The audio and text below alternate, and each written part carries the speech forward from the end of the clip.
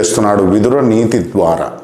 ద్వావంభసి నివేష్టవ్యౌ గలే బద్ధ్వా దృఢాం శిలాం ధనవంతమదాతారం దరిద్రంచాతపస్వినం.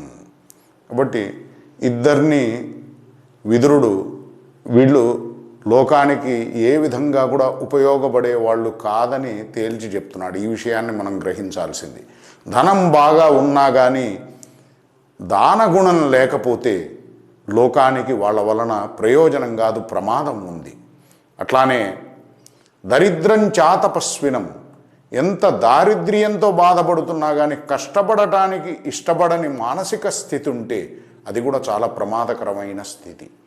అందుకని దీని నుండి గ్రహించవలసినటువంటి ముఖ్యమైన విషయం ఏంటంటే, మన జీవనానికి మన యొక్క ఆలోచనలకు ప్రయోజనాన్ని కలిగించే అంశం భగవత్ కృపతో ముడిపడి ఉంది. కాబట్టి దానమేకం కలౌ యుగే అని చెప్తున్నారు.